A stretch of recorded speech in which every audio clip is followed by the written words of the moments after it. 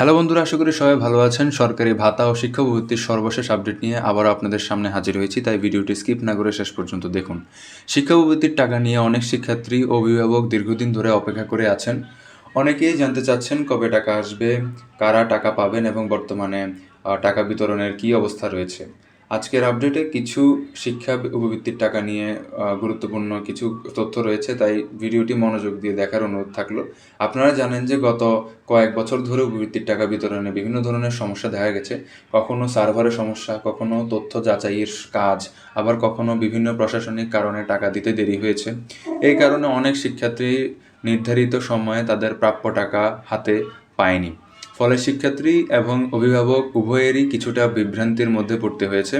সাধারণভাবে শিক্ষা উপবৃত্তির টাকা বছরের 2 কিস্তিতে দেওয়ার কথা, কিন্তু অনেক সময় 2 কিস্তির টাকা একসাথে দেওয়ার হয়েছে অথবা অনেক দেরিতে দেওয়া হয়েছে। অনেকের মতামত হলো যদি বছরের 2 কিস্তির টাকা নির্দিষ্ট সময়ে দেওয়া হয় তাহলে শিক্ষার্থীরা বেশি উপকৃত হবে। বেশি করে প্রথম কিস্তির টাকা যদি ডিসেম্বর মাসের শেষ সপ্তাহ অথবা জানুয়ারির প্রথম সপ্তাহে দেওয়া হয় তাহলে নতুন ক্লাসে ওঠার সময় শিক্ষার্থীদের অনেক কাজে লাগবে।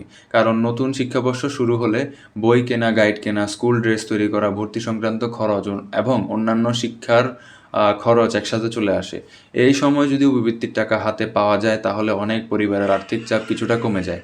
উদাহরণ হিসেবে বলা হয়েছে, ষষ্ঠ শ্রেণীর একজন শিক্ষার্থী যদি প্রথম কিস্তির 1200 টাকা পায় তাহলে সেই টাকা দিয়ে প্রয়োজনীয় কিছু শিক্ষা সামগ্রী কিনতে পারে।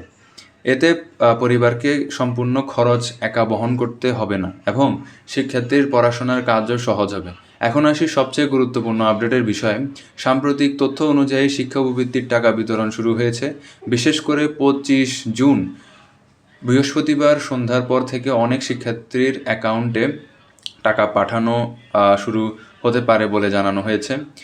তাই যাদের উপবৃত্তির টাকা পাওয়ার কথা রয়েছে তারাও নিয়মিত তাদের মোবাইল ব্যাংকিং অ্যাকাউন্ট অথবা সংশ্লিষ্ট অ্যাকাউন্টের মেসেজ চেক করতে পারেন। তবে এখানে একটি গুরুত্বপূর্ণ সতর্কতা বিষয় রয়েছে। টাকা বিতরণের সময় অনেক প্রতারক সক্রিয় হয়ে যায় এবং তারা বিভিন্ন নম্বর থেকে ফোন করতে পারে।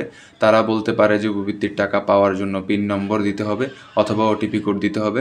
আপনারা কেউই এই ধরনের কথায় বিশ্বাস করবেন না। কোনো অবস্থাতেই নিজের পিন নম্বর, ওটিপি কোড বা ব্যক্তিগত অন্য কোনো তথ্য কাউকে জানাবেন না। সরকারি টাকা পাওয়ার জন্য ফোনের পিন বা ওটিপি দেওয়ার প্রয়োজন হয় না। কেউ যদি এসব তথ্য চায় তাহলে সে প্রতারণা করছে আপনার সাথে।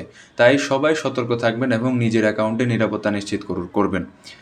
আরেকটি বিষয়ে মনে রাখতে হবে, সবার অ্যাকাউন্টে একসাথে টাকা পৌঁছাবে না।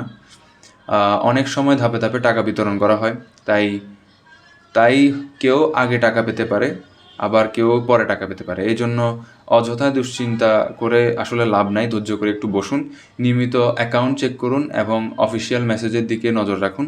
সব মিলিয়ে বলা যায়, শিক্ষা উপবৃত্তির টাকা নিয়ে অপেক্ষার মধ্যে থাকা শিক্ষার্থীদের জন্য এটি একটি ইতিবাচক আপডেট। টাকা বিতরণ কার্যক্রম শুরু হয়েছে এবং ধাপে ধাপে প্রাপ্য শিক্ষার্থীদের কাছে টাকা পৌঁছানো হচ্ছে। ইতিমধ্যে অনেক শিক্ষার্থী পেয়েছে টাকা। তাই সবাই সতর্ক থাকুন এবং নিজের তথ্য গোপন রাখুন এবং নিয়মিত অ্যাকাউন্টের আপডেট দেখুন। যদি এই বিষয় নিয়ে কোনো ধরনের প্রশ্ন থাকে আপনাদের তাহলে অবশ্যই কমেন্টে জানাবেন। আজকের আপডেট এই পর্যন্তই। সরকারি ভাতা ও শিক্ষা উপবৃত্তির সর্বশেষ আপডেট সবার আগে পেতে চ্যানেলটি সাবস্ক্রাইব করে আমাদের পাশে থাকুন। ভিডিওটি ভালো লাগলে একটি লাইক দিবেন এবং আপনার মতামত কমেন্টে অবশ্যই জানাবেন। ধন্যবাদ। দেখা হবে পরবর্তী আপডেটে।